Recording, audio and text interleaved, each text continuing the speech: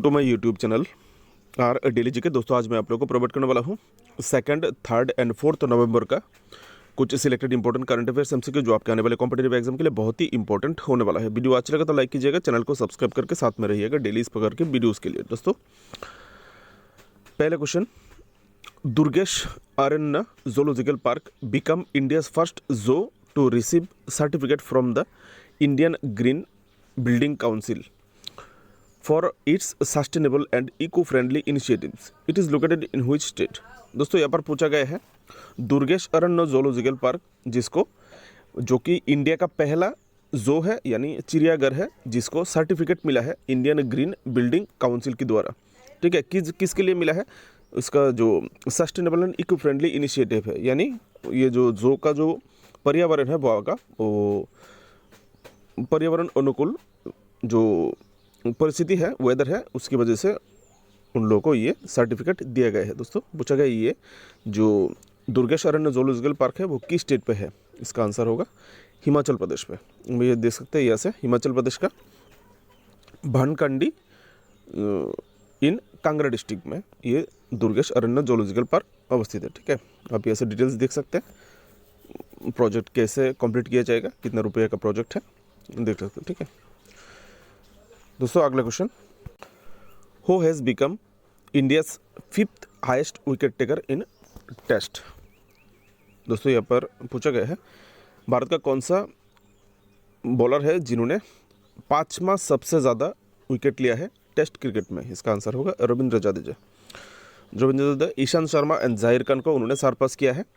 ये दोनों पहले 311 विकेट लिए थे, उनको सरपास करके इन्होंने 312 विकेट लेके 5वें स्थान पे चला गया है। ठीक है, ये रिकॉर्ड कहाँ पर बना है? न्यूजीलैंड के अगेंस्ट और वांकेरे स्टेडियम में, याद रख दीजिएगा। यहाँ पर दोस्तों 312 विकेट, अभी उनके आगे जो माइलस्टोन है वो है हरभजन सिंह इंडिया का, वो 417 विकेट है। ठीक है, अगर वो 418 विकेट कर पाते तो 34 स्थान मिलेगा। अभी वर्तमान में हरभजन सिंह 34 स्थान पे है 103 टेस्ट में 417 विकेट के साथ। अगला question, how much lakh crore rupee was GST collected in October 2024?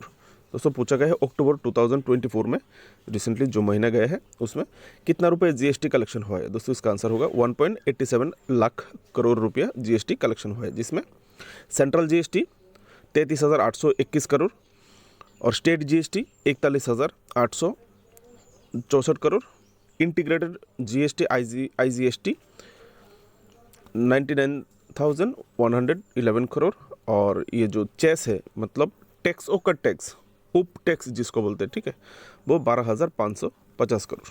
दोस्तों आप यहाँ से देख सकते हैं कि इस महीने में कितना रुपए जीएसटी कलेक्ट हुआ था, चाहे तो यहाँ से डिटेल्स देख सकते हैं। Next question, in wrestling India's Mansi Ahlawat has clinched the bronze medal in the women's dash dash dash category at the senior world championship in Tirana Albania.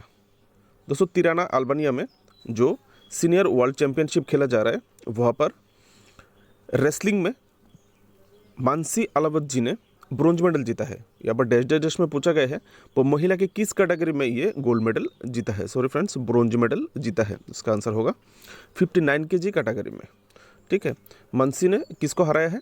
Lawrence ब्यूरोगार्ड of Canada का लॉरेंस ब्यूरोगार्ड को 5-0 से हराया है। ठीक है, शायद बहुत ही ज़्यादा गुस्से में थे, इसलिए कनाडा का हाल चल कल कुछ ठीक नहीं है इंडिया के against.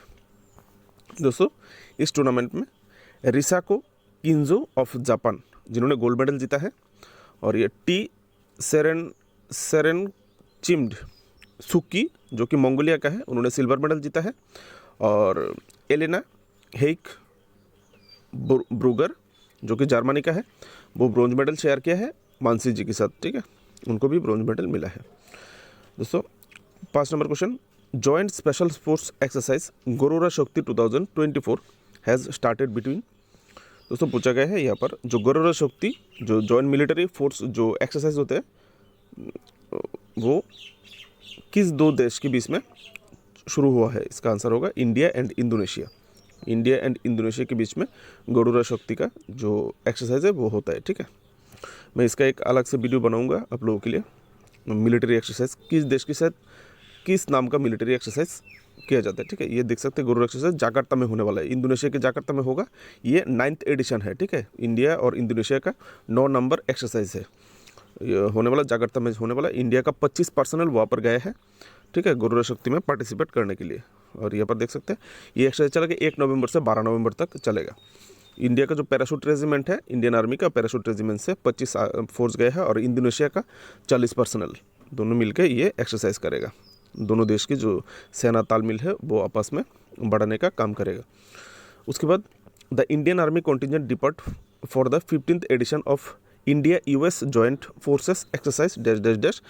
The exercise is scheduled to be conducted from 2nd November to November 22 at the Orchard Combat Training Center in Idaho, US। दोस्तों पूछा गया है यहाँ पर कौन सा मिलिट्री एक्सरसाइज करने के लिए इंडिया एंड यूएसए के बीच में जॉइंट मिलिट्री एक्सरसाइज करने के लिए इंडिया का जो आर्मी कॉन्टिजेंट है वो डिपार्ट कर चुका है, ऑलरेडी प्रस्थान कर चुका है इंडिया से। 2 तारीख से लेकर 22 तारीख तक ये एक्सरसाइज चलने वाला है। कहाँ पर?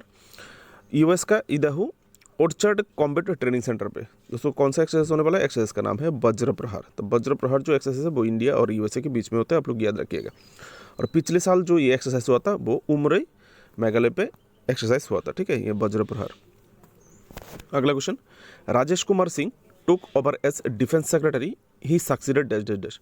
दोस्तों राजेश कुमार सिंह जिन्होंने डिफेंस सेक्रेटरी के तौर में अपॉइंटमेंट लेने वाले हैं वो किसको टेक ओवर करेगा, सक्सीड करेगा, ठीक है। इसका आंसर होगा गिरिधर आर्मने जी को। आर के सिंह सक्सीडेड श्री गिरिधर आर्मने, जो कि 1988 बैच का IAS ऑफिसर था, आंध्र प्रदेश कैडर का। उनका जो टर्म है वो 31 अक्टूबर 2024 को ख़त्म हो चुका है, ठीक है। अभी उनकी जगह में राजेश कुमार सिंह जी आए हैं, वो 1989 बैच का IAS ऑफिसर है, केरला कैडर का, ठीक है। अगला question, Vivek Debroy passed away recently at the age of 69, who was he. दोस्तों विवेक देब्रॉय जो कि रिसेंटली देहांत हो गए हैं उनका 69 ईयर की उम्र में, 69 साल की, वो क्या थे यहाँ पर? वो एक इकोनॉमिस्ट थे, ठीक है, इकोनॉमिस्ट थे देब्रॉय जी। इंपॉर्टेंट इसलिए है उन्होंने इंडियन इकोनॉमिस्ट भी थे, एंड द चीफ थे किसका? प्राइम मिनिस्टर नरेंद्र मोदी का जो इकोनॉमिक एडवाइजरी काउंसिल था उसका चीफ था। इस वजह से ये थोड़ा इंपॉर्टेंट है आप लोगों के लिए, ठीक है। वो पद्मश्री अवार्डी भी है, उनको पद्मश्री भी मिला था उनकी कंट्रीब्यूशन के लिए। दोस्तों अलग next question, at just 18 year old Nima Rinji Sherpa has achieved a milestone few have accomplished, become the youngest climber to reach all 14 of the world's tallest mountain, known as the 8000ers. He is from which country? दोस्तों यहाँ पर पूछा गया है, एक 18 साल की जो नीमा रिंजी शेरपा जी है, इन्होंने 18 साल में ही विश्व का जो 14 टॉलेस्ट लंबा माउंटेन है, सबसे लंबा जो माउंटेन है 14, वो सभी उन्होंने क्लाइम कर चुका है, चढ़ाई कर चुके हैं, ठीक है। वो कॉन्कर कर चुके हैं, ऑलरेडी विजय प्राप्त कर चुके हैं, और उनको 8000ers नाम से भी जाना जाता है, ठीक है। तो वो किस कंट्री से बिलोंग करते हैं? इसका आंसर होगा नेपाल। आप उनका पिक्चर ऐसे देख सकते हैं। 18 साल की उम्र में बहुत बड़ा रिकॉर्ड किया है उन्होंने, बेस्ट ऑफ लक उनको उनके रिकॉर्ड के लिए। अगला question, Krisha Verma who has in the news recently related to हुई स्पोर्ट्स। दोस्तों पूछा गया है कृषा वर्मा जिनको रिसेंटली न्यूज़पेपर में देखा गया है वो किस खेल से जुड़े हुए हैं? इसका आंसर होगा बॉक्सिंग। वो बॉक्सिंग प्लेयर है कृषा वर्मा जी। उनको क्या मिला है? Krisha Verma Indian clean the gold medal, उनको गोल्ड मेडल मिला है at the under 19 world boxing championship in Colorado USA। Colorado USA में जो अंडर 19 वर्ल्ड बॉक्सिंग चैंपियनशिप खेला जा रहा है उसमें उनको गोल्ड मेडल मिला है। उन्होंने जर्मनी का जो लेरिका सिमोन को 5-0 से हराकर गोल्ड मेडल जीता है। आप देख सकते हैं इंडिया का कृषा वर्मा जी को, ठीक है। बेस्ट ऑफ लक आपको। दोस्तों अगला question, who has been recently appointed as the MD and CEO of Punjab National Bank. जिसको पंजाब नेशनल बैंक का MD and CEO तौर पे किसको अपॉइंट किया गया है? दोस्तों इसका आंसर होगा अशोक चंद्र जी को, ठीक है। इन्होंने ही रिप्लेस करेगा अतुल कुमार गोयल जी को। अगला question, who is the female cricketer has scored the most centuries for India in ODI cricket. दोस्तों पूछा गया है भारत का कौन सा महिला क्रिकेटर है जिन्होंने इंडिया के लिए सबसे ज़्यादा ODI क्रिकेट में सेंचुरी किया है, ठीक है। इसका आंसर होगा स्मृति मंदाना जी। स्मृति मंदाना जी ने 8 सेंचुरी किया है टोटल करके। भारत का सबसे ज़्यादा महिला मतलब सबसे ज़्यादा सेंचुरी करने वाला महिला क्रिकेटर बन गया है, ठीक है। उससे पहले ये रिकॉर्ड मिताली राज जी के नाम के थे, उनके पास 7 सेंचुरी थे, उनके नाम के आगे अभी स्मृति मंदाना जी का 8 सेंचुरी है वो, ठीक है, वो टॉप पर है अभी। अगला question, which female footballer won the women's Ballon d'Or award in 2024। दोस्तों फुटबॉल का जो सबसे बड़ा अवार्ड होता है बैलन डी'ओर, जो साल में दिया जाता है, हर साल में, वो किस महिला खिलाड़ी को मिला है? पुरुष खिलाड़ी, मैंने पिछले वीडियो में पुरुष खिलाड़ी का डिस्कस किया था, समय की कमी की वजह से मैंने ये डिस्कस कर नहीं पाया था, ठीक है। पूछा गया है वो कौन सा फीमेल प्लेयर है दोस्तों, इसका आंसर होगा एतना बोनमाटी, ठीक है, वो जो कि एक स्पेनिश फुटबॉलर है, वो प्लेड जो कि बार्सिलोना के लिए खेलते हैं और स्पेनिश नेशनल टीम के लिए, अपनी देश की नेशनल टीम के लिए खेलते हैं, ठीक है। वो वर्तमान में बार्सिलोना क्लब के लिए खेलते हैं। और ये जो मेंस बैलन डी'ओर जीता था वो रॉड्री है, ठीक है। रॉड्री भी स्पेनिश प्लेयर है। इस बार दोनों स्पेनिश खिलाड़ी को बैलन डी'ओर मिला है। अगला question, which country has been elected the president of the International Solar Alliance. दोस्तों यहाँ पर पूछा गया है किस कंट्री को प्रेसिडेंट कंट्री के तौर पे इलेक्ट किया गया है इंटरनेशनल सोलर अलायंस के लिए, ठीक है। इसका आंसर होगा इंडिया। दोस्तों India and France have been elected as the president and co chair. India president रहेगा और इंडिया के साथ को चेयर शेयर करेगा फ्रांस, ठीक है, सपोर्टिंग चेयर में रहेगा फ्रांस इंटरनेशनल सोलर अलायंस। और कब से कब तक, इसका जो टेन्योर है 2024 से लेकर 2026 तक। दोस्तों अगला question, where is the first Asian Buddhist summit being held. दोस्तों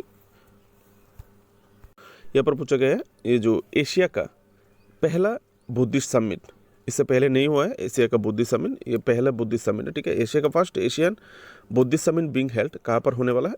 वो न्यू दिल्ली पर होने वाला है, ठीक है। The first Asian Buddhist summit being held in New Delhi November 5 से लेकर 6 नवंबर के बीच में होने वाला है।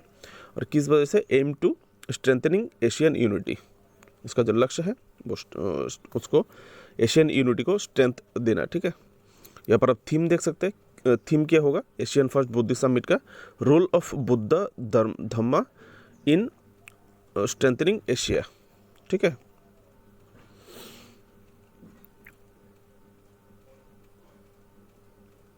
President Droupadi Murmu will attend as the chief guest. दोस्तों इस एशियन बुद्धिस्ट समिट का जो चीफ गेस्ट होगा वो प्रेसिडेंट हमारे प्रेसिडेंट द्रौपदी मुर्मू जी होंगे, ठीक है। अगला question, Duma Boko has been elected president of which country. दोस्तों पूछा गया है दुमा बोको किस कंट्री का प्रेसिडेंट के तौर पे इलेक्ट किया गया है, इसका आंसर होगा बोत्सवाना। अगला क्वेश्चन दोस्तों, which Indian cricketer has recently announce his retirement from cricket. दोस्तों पूछा गया है भारत का वो कौन सा क्रिकेटर है जिन्होंने रिसेंटली रिटायरमेंट लिया है क्रिकेट के ऑल फॉर्मेट से, इसका आंसर होगा रिद्धिमान साहा, ठीक है। रिद्धिमान साहा जी ऑल फॉर्मेट से रिटायरमेंट लिया है। उन्होंने अपने करियर में 40 टेस्ट मैच खेला है, 2010 से लेकर 2021 तक उन्होंने 1353 रन बनाए हैं, 29.4 एवरेज में, और 117 उनका बेस्ट स्कोर है, ठीक है। और ओडीआई में उनका परफॉर्मेंस एकदम ही खराब रहा है, 9 मैच में सिर्फ 41 रन अपने करियर में बनाए हैं। दोस्तों आज के लिए आप लोगों के लिए इतना ही। अगर क्वेश्चंस आप लोगों को अच्छी लगी हो तो प्लीज़ वीडियो को एक लाइक करके चैनल को सब्सक्राइब करके सपोर्ट कीजिएगा। मेहनत आप लोगों के लिए करता हूँ। आप लोग इस प्रकार के करंट अफेयर्स के लिए प्लेलिस्ट चेक कर सकते हैं। नमस्कार, जय हिंद।